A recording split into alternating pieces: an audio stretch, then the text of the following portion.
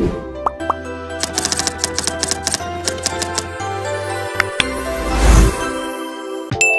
teman-teman sosiologis, selamat pagi, siang, dan malam. Perkenalkan, nama saya Victoria Zanayat dari Pendidikan Sosiologi Fakultas Ilmu Sosial dan Hukum.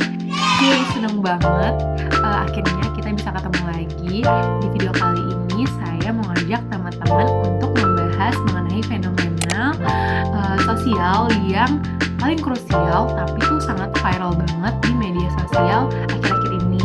Nah, pastinya teman-teman punya media sosial seperti Facebook, Instagram, ataupun TikTok kan. Nah, di media sosial ini tuh timeline-nya tuh lagi banget dibanjirin sama berita-berita atau isu-isu mengenai perceraian influencer, bahkan artis. Nah, bahkan perceraian ini tuh seolah menjadi tren yang tidak bisa dihindarkan gitu loh teman-teman. Nah, jadi saya bakal nunjukin berita-berita yang ada di media sosial mengenai perceraian kasus influencer ataupun artis. Jadi seperti ini. Nah, jadi itu dia contoh dari berita-berita perceraian dari influencer ataupun artis. Nah, tapi teman-teman, kasus perceraian ini tuh nggak cuma bisa terjadi di kalangan artis ataupun influencer aja, tapi perceraian ini tuh bisa terjadi di lingkungan sekitar kita ataupun bahkan di keluarga terdekat kita. Nah, kasus-kasus perceraian yang semakin banyak ini membuat angka perceraian di Indonesia melonjak tinggi. Bahkan di tahun 2025 ini menunjukkan indikasi yang sangat mengkhawatirkan. Nah, mengapa sih kasus perceraian ini tuh semakin banyak dan mengapa tren perceraian ini tuh menjadi sedemikian masif? Apa yang terjadi pada struktur dan nilai-nilai keluarga di Indonesia? Berarti kan pasti ada permasalahannya. Nah, di video kali ini saya mau ngajak teman-teman untuk menganalisis fenomena sosial perceraian ini gak cuma dari sudut pandang berita-berita yang simpang siur, tapi dari sudut pandang ilmiah yang menggunakan kerangka ilmu sosiologi. Nah, saya bakal ngajak teman-teman untuk mencari tahu apa sih faktor struktural ataupun faktor kultural yang membuat pernikahan menjadi begitu rentan di era yang modern ini. Nah, baik, kita akan memulai analisis ini dengan faktor struktural dan ekonomi keluarga, yang dimana ini merupakan lensa yang paling dasar untuk menganalisis fenomena sosial, yaitu kasus perceraian. Nah, secara ilmiah, stabilitas finansial merupakan fondasi esensial bagi ketahanan keluarga. Namun, ironisnya, fondasi ini tuh tengah mengalami kerapuhan disebabkan oleh finansial yang sangat masif.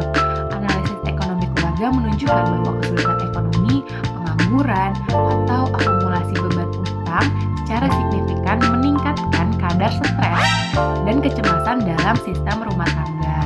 Nah, stres ini tuh tidak statis, melainkan bermetamorfosis atau berkembang menjadi eskalasi konflik yang secara konsisten tercatat sebagai penyebab utama pengajuan perkara perceraian di lembaga pengadilan agama. Nah, jadi saya bakal ngambil contoh kasus perceraian dalam ekonomi. Itu adalah kasus judi online ataupun yang biasa kita sebut judul. Karena di pengadilan agama tuh tercatat banyak sekali permasalahan perceraian yang diakibatkan oleh judul ini, yang dimana pihak suami ini melakukan ekstraksi aset kapital keluarga untuk praktek judol. Nah, hal ini menyebabkan runtuhnya kepercayaan di antara rumah tangga yang berujung membuat pihak istri itu mengajukan perceraian atau mencari jalan keluar struktural secepatnya melalui perceraian di pengadilan agama. Seperti itu teman-teman. Nah, jadi saya bakal membahas tentang faktor yang kedua atau pilar yang kedua, yaitu faktor kultural dan transformasi nilai sosial, yang intinya terjadi pergeseran besar dalam cara pandang masyarakat terhadap pernikahan, khususnya perceraian, yang dimana kalau dulu tuh perceraian itu dianggap sebagai aib sosial. Jadi masyarakat memilih untuk mempertahankan rumah tangganya daripada bercerai karena dianggapnya sebagai aib sosial. Namun kini atau sekarang di era modern sekarang, pemikiran atau pola pikir masyarakat berubah atau meningkat karena adanya tren individualisme. Yang dimana tren individualisme ini tuh artinya masyarakat tuh lebih mementingkan kebahagiaan diri dan memprioritaskannya di atas segalanya. Nah, fenomena sosial yaitu kasus perceraian ini didominasi oleh yang namanya cerai gugat. Yang dimana cerai gugat ini adalah perceraian yang diajukan oleh pihak istri atau pihak wanita. Nah, fenomena cerai gugat ini menunjukkan peningkatannya kekuatan dari tawar wanita yang didukung oleh pendidikan atau kemandirian finansial, yang dimana wanita tidak lagi terpaksa bertahan dalam pernikahan yang merugikan. Nah, konsep ini tuh sejalan dengan teori pertukaran sosial yang menyatakan bahwa pasangan akan berpisah jika kerugian yang ditanggung dalam hubungan lebih besar daripada keuntungan yang didapatkan. Nah, ditambah lagi dari berita-berita atau isu-isu mengenai perceraian artis dan influencer yang makin membuat hal ini menjadi sangat krusial gitu. Yang dimana mereka tuh jadi berfungsi sebagai agen sosialisasi perceraian secara tidak langsung atau memberikan konfirmasi sosial kepada publik bahwa berpisah adalah pilihan yang sah. Yang dimana ketika publik melihat influencer tampak lebih sukses dan bahagia setelah bercerai, hal ini secara efektif melegitimasi keputusan berpisah sehingga semakin menghapus stigma negatif bagi masyarakat umum.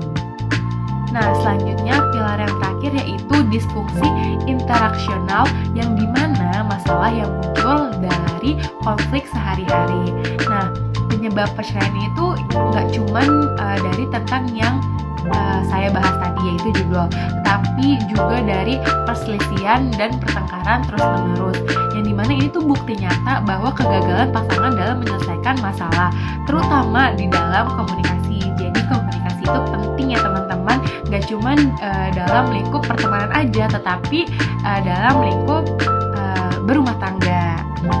Yang tadi saya bilang kalau pasangan itu gagal dalam berkomunikasi, pasangan tidak menguasai keterampilan komunikasi yang adaptif, yang menyebabkan konflik menumpuk hingga akhirnya mencapai titik puncak yang memutuskan hubungan. Nah, ini bisa kita sebut sebagai silent treatment ya teman-teman. Nah, selain itu teknologi juga berfungsi sebagai percepatan disorganisasi, yang dimana media sosial menciptakan standar pernikahan yang tidak realistis, memicu rasa tidak puas terhadap pasangan. Nah, contoh lagi nih teman-teman. Jadi ada berita yang dimana suami istri itu bertengkar karena sang suami memberikan duit kepada istrinya yaitu 10.000 untuk mencukupi kebutuhan sehari-hari. Nah, istrinya ini tuh marah dan tidak terima gitu. Dan karena istrinya marah, suaminya itu lebih marah lagi karena suaminya lihat di media sosial atau di TikTok itu tuh ada loh istri yang dikasih 10.000 sama suaminya masih bisa gitu. Kenapa istrinya tidak bisa? Jadi nah itu suaminya itu namanya mematokkan standar dari standar hubungan dari media sosial, dan itu tidak boleh dan itu bahaya banget ya teman-teman. Dan lebih bahayanya itu ketika media digital mempermudah terjadinya pelanggaran komitmen atau yang namain perselingkuhan. Jadi kan banyak juga nih kasus-kasus yang dimana tuh terjadi perselingkuhan tuh gak cuma di face to face gitu atau ketemu gitu, tetapi juga perselingkuhan yang ada di aplikasi-aplikasi lain seperti perselingkuhan di aplikasi WhatsApp, di Instagram, itu banyak banget beritanya. Contohnya kayak gini. Itu dia. Nah, jejak digital yang ditinggalkan seperti chat atau bukti-bukti transfer yang tadi sudah saya tunjukkan itu tuh berfungsi sebagai bukti hukum utama yang sah sehingga secara signifikan mempercepat proses hukum perceraian di pengadilan agama.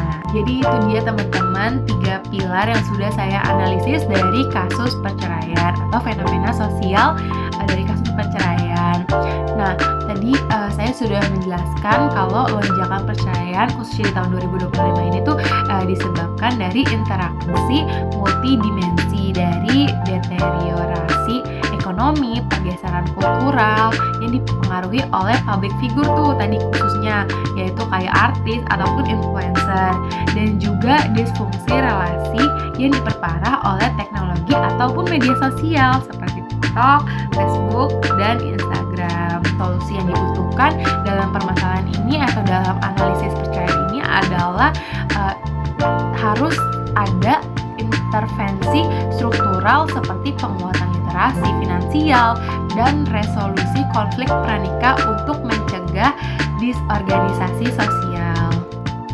Nah, jadi itu dia teman-teman yang sudah kita analisis dari kasus fenomena sosial, yaitu kasus perceraian.